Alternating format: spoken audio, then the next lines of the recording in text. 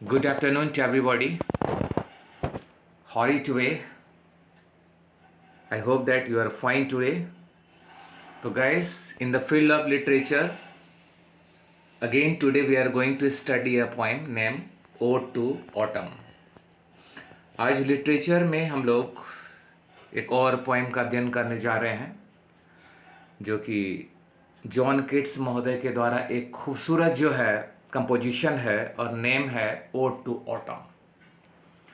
इसको हम लोग बारीकी से पढ़ेंगे और आई होप कि आप ये सेशन को एंजॉय करेंगे and this is a very very important point.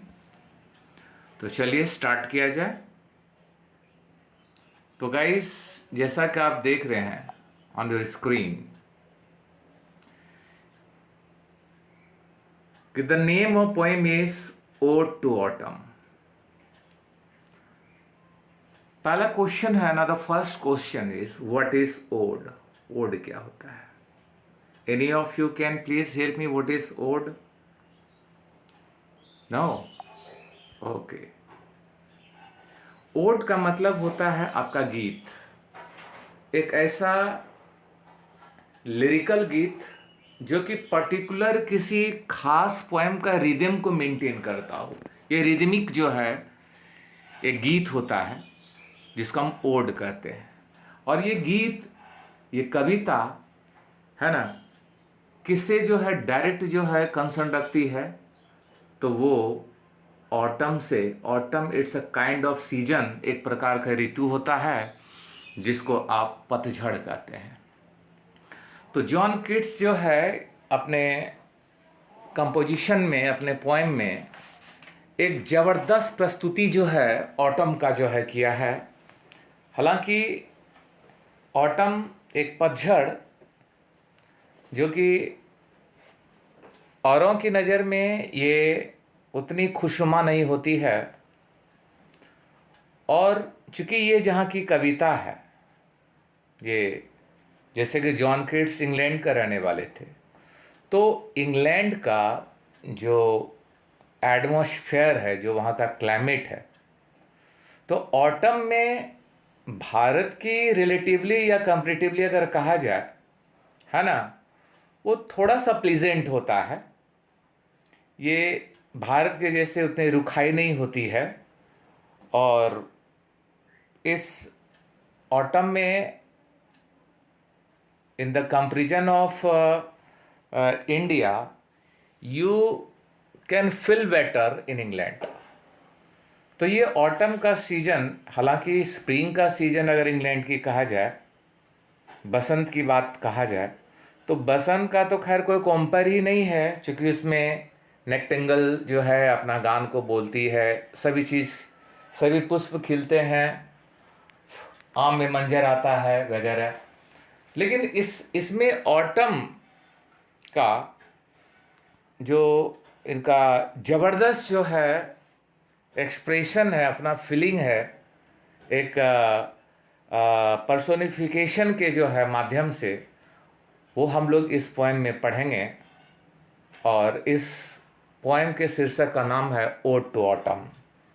तो फर्स्ट ऑफ ऑल बात होती है कि इसकी रचना किन्होंने की। तो जाहिर है कि अभी तक इतनी चर्चा जो है जॉन किट्स महोदय के बारे में हुई है, तो इनकी रचना जो है जॉन किट्स ने की है। तो इसको याद रखेंगे, है ना, फॉर योर ऑब्जेक्टिव क्वेश्चन।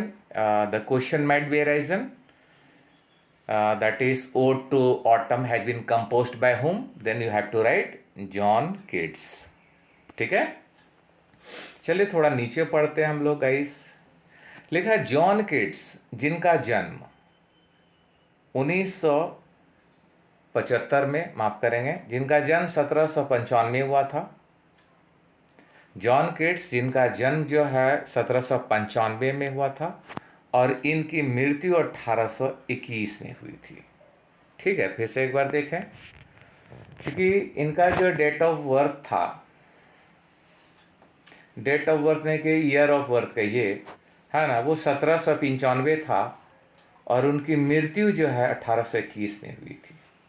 ठीक है, तो John Keats one of the greatest of England romantic poet. was born at Moonfield। कहता है जॉन कीट्स तो थे one of the greatest of English romantic. ये एक इंग्लिश रोमांटिक जो है पोएट थे, कवि थे, जिनका जन्म जो है वो कहाँ हुआ था, तो मूनफील्ड में हुआ था। और ये मूनफील्ड कहाँ पड़ता है, तो ये मूनफील्ड आपका लंदन में पड़ता है। हियर इज गिवन, लंदन में पड़ता है। ही स्टार्टेड, माफ करेंगे, he studied at clerk school eight Enfield, deeply interested in cricket and boxing. कहता उनका अध्ययन जो है वो क्लर्क स्कूल में हुआ। और ये कहाँ पड़ता है, ये आपका इनफील्ड में पड़ता है। और deeply interested in cricket and boxing, और उनका ज़बरदस्त जो है शौक था किसमें, तो क्रिकेट और बॉक्सिंग में इनको बहुत ज़्यादा रुचि था। He grew into a voracious reader, especially of Greek mythology। यहाँ पर क्या कहना चाह रहे हैं कवि जी, देखो मैथोलॉजी एक यहाँ पर वर्ड आया, now the word came like mythology. तो मैथोलॉजी का मतलब होता है पौराणिक कथा। यहाँ पर आपने देखा एक वर्ड आया है ग्रीक मैथोलॉजी। और वोरासियस रीडर का मतलब होता है, वोरासियस आप कहते हैं जिसके प्रति आपको बहुत ज़्यादा आकांक्षा, बहुत ज़्यादा भूख होती है। रीडर मीन्स होता है पाठक। तो वो जो है एक बहुत ही मतलब इच्छुक जो है पाठक थे, है ना, स्पेशली ऑफ ग्रीक मैथोलॉजी। किसका, तो ग्रीक की पौराणिक कथा उनको पढ़ने में बहुत मन लगता था, है ना। उनके वे जो हैं क्या थे वोरासियस रीडर थे। He even started the translation of Virgil's Aeneid. कहता है इवन कि उन्होंने स्टार्ट कर दिया ट्रांसलेशन ऑफ, है ना, वर्गिल एनी का जो है जो बुक है उसका ट्रांसलेशन जो करना इन्होंने स्टार्ट कर दिया, जो कि बेसिकली ग्रीक में था। His ambition to become a poet, और उनका लक्ष्य था एक पोएट बनना, कवि बनना। वॉज फायर्ड, और ये तभी भड़का by his first acquaintance with the Spencer's, है ना, फेरिस क्वीन। जब स्पेंसर्स का फेरिस क्वीन से जो है इनका परिचय हुआ, तब इनके हृदय का जो ज्वालामुखी था, है ना, वो फटा, है ना, कि हमें एक कवि बनना चाहिए। हिज फर्स्ट पोएम, उनका पहला poem lines in imitation of Spencer's, इनका पहला पोएम है, याद रखेंगे, है ना। वाज पब्लिश किया गया था, थोड़ा सा सेट कर लेते हैं। पब्लिश कहाँ पे थे लाइन, और यहाँ वाज पब्लिश्ड इन, है ना, 1814। ये 1814 में जो है ये पब्लिश किया गया था, lines in imitation of Spencer's. His first volume of poetry entitled का मतलब होता है अधिकार में होना, अधिकार में लेना भी कर सकते हैं। कहता है his first volume of poetry का जो पहला वॉल्यूम था इंटाइटल्ड, है ना, उसको अधिकार मिला, पोएम्स, है ना, पोएम का, और वाज पब्लिश, और वो पब्लिश हुआ था 1817 में। His poem Endymion was well appreciated. एक एप्रिसिएटेड मीन्स होता प्रशंसा करना, कि इनका जो एक कविता था एंडीमियन, है ना, उसको बहुत ज़्यादा एप्रिसिएशन मिला, बहुत ज़्यादा प्रशंसा मिला, किनके द्वारा, तो वर्ड्सवर्थ के द्वारा। इट वॉज पब्लिश इन 1818, 1818 में इसका पब्लिसिटी हुआ, किसका, एंडीमियन का। हिज ओड्स, और उनके जो और भी ओड्स हैं, जैसे on indolence, on Grecian urn, और to Psyche, to nightingale, to melancholy, है ना, to autumn, made him a great romantic poet of English literature. और ये सब इनकी इतनी जबरदस्त कृति थी कि उनको बना दिया एक शानदार जो है रोमांटिक जो है ना, कवि किसका? तो इंग्लिश लिटरेचर का। सो डिड, है ना, उन्होंने फिर क्या, लेमिया और एक्सक्यूज मी या हार्पेरियन का, ये लेमिया और Hyperion it's a kind of ghostly जो है नॉवेल है ना। ही डाइड ऑफ ट्यूबरक्लोसिस, और उनकी मौत जो है ट्यूबरक्लोसिस से हुई, यानी टीवी उनको हो गया था, है ना, उनसे उनकी जो मौत हो गई, है ना, और इन 1821 में एट द एज ऑफ 26, मात्र जो 26 साल की अवस्था में वो स्वर्ग से हार गए। But within he short span of life, span of life क्या होता है? जीवन की अवधि। तथा इतना जो छोटा जो इनकी जीवन की अवधि थी, he was able to achieve, है ना, ग्रेटनेस, उसने महानता को जो है पाने में सफल हुआ। His poem and later have depth, है ना, beneath there beauty, and beauty is Joy for ever. कहता है कि हिज पोएम और लेटर, उनका जो कविता है और लेटर्स हैं, हैव डेप्थ, बहुत ज़्यादा गहराई है, बीनीथ देयर ब्यूटी, किसके किसके बीच? खूबसूरती, और beauty is Joy for ever, खूबसूरती जो सदा जो है ना, एक डिलाइट का जो पात्र बने। And beauty is true, truth beauty, है ना। इन दिस पोएम, इस कविता में, ओड टू ऑटम, जो ओड टू ऑटम जो हम लोग पढ़ने जा रहे हैं, किड्स डिस्क्राइब, वर्णन करते हैं, है ना, किस चीज़ का वर्णन करते हैं? द ब्यूटी, खूबसूरती का, and characteristics spirit of autumn, है ना, एक करेक्टरिस्टिक्स स्प्रिट, एक सुखद जो है ना, उसका लक्षण किसका? ब्यूटी का, है ना, ऑफ ऑटम, पतझड़ का, इन सीरीज ऑफ मेमोरेबल, है ना, पिक्चर्स, एक जबरदस्त यादगार जो है ना, चरित्रण के द्वारा एग्जिबिटिंग और प्रदर्शित करते हैं द प्रिंसिपल ऑफ ब्यूटी, एक ब्यूटी का जो है प्रिंसिपल का, है ना, इन नेचर, किसमें? तो प्रकृति में। ये इनका छोटा सा पात्र परिचय था, ठीक है। तो इनकी रचना, इनकी डेथ, इनकी जन्म, और कुछ खूबसूरत जो है कंपोजिशन के बारे में आप सिर्फ याद रखेंगे, ठीक है। बाकी जो है ये याद रखिए कि 26 साल के अवस्था में इनकी मौत हो गई, और किस बीमारी से मरे थे? तो ये ट्यूबरक्लोसिस बीमारी से मरे थे, टीबी जिसको आप कहते हैं, ठीक है। और ये लंदन के रहने वाले थे। आप जान रहे हैं इनका इंटरेस्टेड जो है क्रिकेट और बॉक्सिंग में काफ़ी था, ये एक अच्छा ट्रांसलेटर भी थे, ठीक है, वगैरह वगैरह। तो गाइस अब हम लोग सीधा जो है डायरेक्ट पॉइंट की ओर चलें। चलिए, तो जैसा कि आप पॉइंट देख रहे हैं, ओड टू ऑटम, ये गीत है एक ऋतु का, एक सीजन का, और वो सीजन है आपका ऑटम, ओके।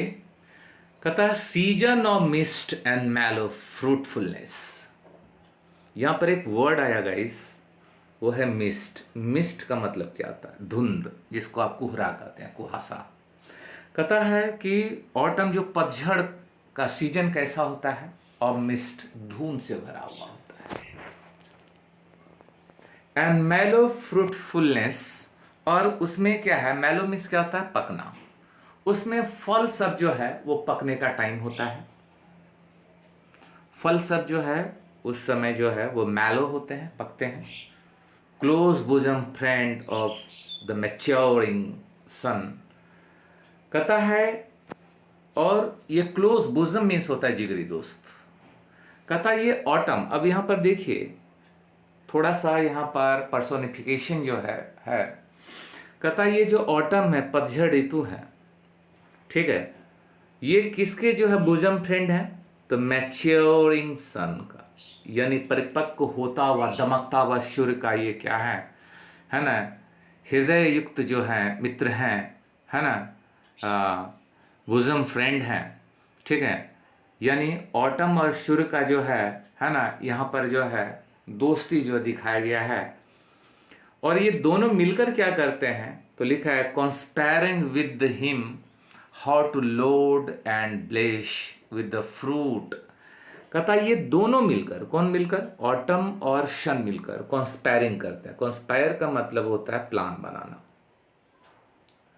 है ना, गुफ्तगू कर रहे हैं विद हिम, उनसे, हाउ टू लोड, कैसे लोड मीन्स होता भरना, कैसे लोड कर दिया जाए, कैसे आशीष दिया जाए, विद द फ्रूट, फलों को, है ना, the vines that round the thatch eves run. कहता है उस फ्रूट को, या वाइन का मतलब होता है अंगूर के गुच्छों को, है ना, जो गोल गोल घूमते हुए उस थेस इवन पर रन कर रहा है। थेस का मतलब होता है वो जो एक रूफ होता है, छप्पर होता है, और छप्पर का जो आप ओलती कहते हैं, है ना, उस पर चढ़ने वाली जो अंगूर है ना, उसको वो क्या करता है, वो क्या कहना चाह रहा है या क्या करना चाह रहा है, ये शुर और जो है ऑटम मिलकर, है ना, कि उस अंगूर को जो है ना, उसमें रस भरना चाह रहा है। ठीक है, सारे फ्रूट को जो है ना, उसको ओवरलोडेड करना चाह रहा है कि सारे, है ना, पेड़ में जो है, सारे पौधे में, सारे लताएं में, है ना, फ्रूट्स ही फ्रूट्स नजर आए, फल ही फल नजर आए। To bend with apple, to bend with apple the mossed cottage tree. यहां पर एक वर्ड आया है गाइस, थोड़ा सा देखते हैं। To bend with apples, to bend, to bend with apples, to bend with apples with mossed cottage tree. कहता है ना, एंड ये लाइन भी पढ़ लेते हैं फिर मीनिंग निकलेगा। And fill all fruits with the ripen to the core. कहता है ये ऑटम और शुर मिलकर जो मतलब गुफ्तगू कर रहे हैं, ये प्लानिंग कर रहे हैं, है ना, तो सबसे पहले तो वो अंगूर में रस को भर देना चाह रहे हैं। ठीक है, सारे फ्रूट्स को जो है बिल्कुल ही जो है एकदम रसदार बनाना चाह रहे हैं। और ये कॉटेज पर, मॉस्ट का मतलब होता है काई लगा हुआ, मॉस्ट मीन्स होता है काई लगा हुआ, जो कॉटेज ट्री है ना,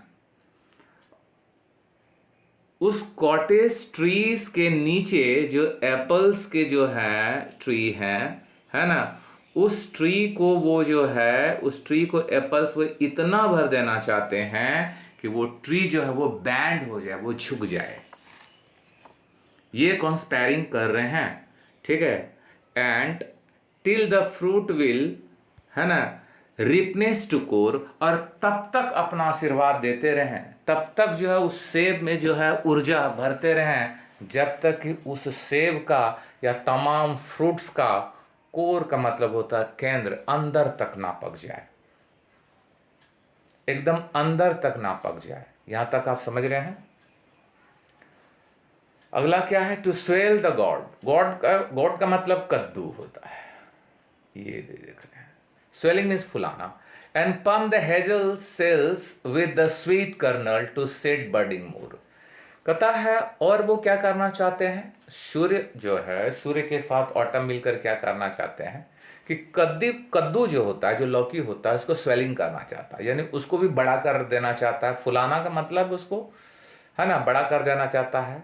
अब प्लम द हेजल्स, हेजल सेल्स क्या होता है गाइस, हेजल सेल्स होता है, it's a kind of almond जिसको कहते हैं, या वॉलनट कर सकते हैं आप इसको, अखरोट जिसको आप कहते हैं, हेजल सेल्स। और hazel shells with the sweet kernel, उसके जो है, जो गिरी है, उसके अंदर जो गिरी है ना, उसको वो क्या करना चाहता है ना, मतलब उसका सेल्स, सेल्स का मतलब छिलका होता है, हेजल्स का जो अखरोट का सेल्स है और उसके अंदर जो गिरी है ना, उसको वो परिपक्व कर देना चाहता है। कौन, ऑटम और जो है शुर मिलकर। टू सेड बडिंग मोर, और भी जो है, बडिंग मीन्स होता है कली, है ना, कहता और भी जो है ना, to set budding more and still more, और भी ज्यादा से ज्यादा कली जो है वो खिलाना चाह रहा है ना, लेटर, ताकि बाद में फ्लावर, फूल खिल पाए, है ना, फॉर द बीज, किसके लिए, मधुमक्खियों के लिए। है ना, until they think warm day will never, है ना, cease मीन्स होता है आपका समाप्त।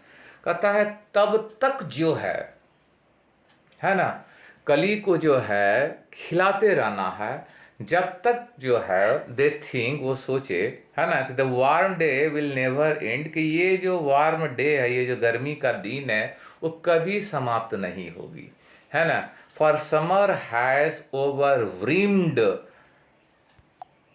There clammy cell. अच्छा, क्लैमी में छत्ता होता है, ऐसे क्लैमी का मतलब आप चिपचिपा कर सकते हैं। तो कहता है कि चूंकि फॉर समर, समर में क्या है कि व्रिम्ड में से होता है लबालब भरना, कि जो मधुमक्खी जिसके लिए कली तैयार किया जा रहा है ना, उसके छत्ते में, है ना, इतना व्रिम्ड में से मतलब लबालब जो है मधु को भर दिया जाए, है ना, कि उन्हें ऐसा फील हो, उन्हें ऐसा महसूस हो, है ना, कि ये जो ऋतु है वो कभी खत्म ही नहीं होगी, है ना। और वो काफ़ी जो है मतलब सरोवर और बिल्कुल ही एकदम सराबोर हो जाए, है ना, अपने मद से, है ना। तब तक जो है मधु उसमें जो उसके जो है ना, क्लैमी सेल में जो है भरते रहना है ना, जब तक वो ओवर व्रिम्ड ना हो जाए, यानी कि उसके छत्ते से मधु टपकना जो है ना, छलकना चालू ना हो जाए। ठीक है गाइस, आगे देखते हैं। आगे का देखिए, एक पैराग्राफ हुआ, एक स्टेंजा हुआ है, अगला देखते हैं। लिखा, who Heath not seen they opt emit the store. अब यहां पर देखिए, यहां पर जो ऑटम है उसको एक लड़की से, एक औरत से जो है ना, कंपैरिजन किया गया, यानी उसको एक औरत ही माना गया है पतझड़ को। इसमें कहा गया है हु हेथ, हेथ मतलब यहां पर हैज हुआ, not seen. They opt एमिड the store, store means क्या होता है, जहां आप अनाज सब रखते हैं। कहता है किसने तुझे नहीं देखा, who Heath not seen they opt एमिड, और जो भी तुम्हें देखना चाहता है वो कहां पा सकता है, तो स्टोर, उस अनाज के ढेर में। समटाइम्स हुएवर सिक्स, है ना, एब्रोड मे फाइंड। कहता है जो तुम्हें देखने के लिए, जो तुम्हें तलाशने के लिए इधर उधर भटकता है, एब्रोड भटकता है, इधर उधर भटकता है, वो तुम्हें, है ना, पा सकता है ना। They sitting careless on the granary floor, कि बिल्कुल ही लापरवाह होकर, ये पतझड़ के बारे में बोला है, आप बैठी रहती हो कहाँ, ग्रेनरी फ्लोर पर। ग्रेनरी फ्लोर होता है जहां पर आप अनाज तैयार करते हैं, जिसको आप खलिहान कहते हैं, खमार कहते हैं, वहां पर जो है तुम केयरलेस होकर बिल्कुल बैठी रहती हो। They hair soft lifted by the winnowing wind. कहता, और तुम्हारी जो जुल्फे हैं, जो सॉफ्ट जुल्फे हैं, यह कंपैरिजन यहाँ पर क्या है, एक मानवीकरण किया गया है पतझड़ के बारे में। वो सॉफ्ट जुल्फे लिप्टेड, लिप्टेड मतलब उठाना, वो उठता है bye the winnowing wind. Winnowing wind का विनोविंग होता है, आप जो हवा कर कर जो है किसी अनाज के जो पिल्स को, छिलके को आप अलग करते हैं, तो उसको विनोविंग वाइंड्स कहा जाता है। तो विनोविंग वाइंड्स के द्वारा जो है पढ़ने पर आपका जो सॉफ्ट हेयर है, जो तुम्हारा मुलायम हेयर है ना, वो क्या कर रहा है, धीरे धीरे तुम्हारी जुल्फें जो उठ रही है, और ऑन हाफ रिब्ड, है ना, फुरो माफ करेंगे, फरो है, sorry for mispronunciation, furrow, और on a half reaped furrow sound sleep. या तो, है ना, आप कहाँ पर पाई जाती हैं, कहाँ पर आपको देखने को जो है मिल सकता है, तो फरो का मतलब होता है वो जो आप खेत में आप जो देखते हैं, जो क्यारी होता है, जो हल पात होता है, हलपात, हलपात का मतलब आप कह सकते हैं कि जो हल, जो खेत में जो आप हल चलाते हैं, हर हल रेखा आप कह सकते हैं उसको, है ना, क्यारी, है ना। तो वहां पर तुमको, है ना, साउंड अस्लीप, बिल्कुल ही अचेत होकर तुमको जो है ना, लोग देख सकते हैं। Drowsed with the fume of poppies, जैसे या ओंघी ले रही हो, या बिल्कुल ही fume, fume of poppies, poppies होता अफीम, है ना, ये अफीम का जो है ना, फ्यूम को लेकर बिल्कुल ही तुम क्या हो, है ना, ड्रॉजी हो, सुस्त हो, है ना, अफीम लेकर, while they hook, hook means होता है हसिया जिसको कहते हैं, स्पेयर द नेक्स्ट श्वेत, श्वेत का मतलब यहाँ पर होती है कटी हुई घास, है ना, एंड ऑल इट्स, है ना, ट्विन फ्लावर, कहता है कि द हुक स्पेयर, तुम्हारी जो है, जो कचिया, जो हसिया, जो कि तुम्हें आगे जो है ना, मतलब फसल को काटना था, है ना, वो बिल्कुल ही क्या है ना, फिलहाल जो है थमे हुए हैं, है ना, और and all it's twine flower, और जो भी ट्वाइन फ्लावर हैं, है ना, वो भी जो है बचे हुए हैं, क्योंकि आप बिल्कुल ही एक पॉपीज का जो है अफीम का सेंट लेकर जो है ना, रसपान करके आप सुस्त पड़े हुए हैं, है ना। तो आपके जो आपका अगला जो काम था कि जो हुक से जो है ना, वो जो बचे हुए श्वेत हैं उसको काटना, है ना, ट्विंस फ्लावर, ट्वाइन फ्लावर्स को जो है अलग करना, तो आप अलग नहीं कर पा रहे हैं, इसलिए कारण ये है कि आप बिल्कुल ही जो है सुस्त पड़े हुए हैं।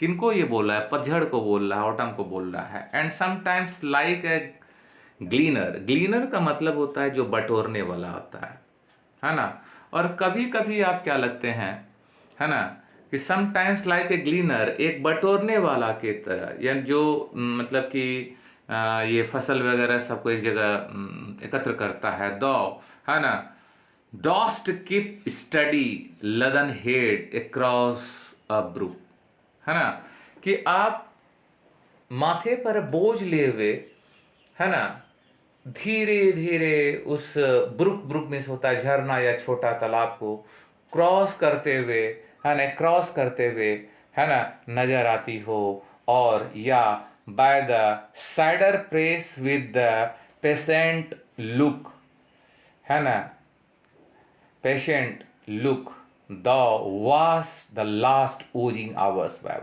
या यहाँ पर क्या बोल रहा है, यहाँ पर देखिए, साइडर प्रेस मतलब होता है जहाँ पर आपका साइडर, मतलब जहाँ पर सेब से शराब बनाया जाता है। और आपको कहाँ पाया जा सकता है, कहाँ देखा जा सकता है?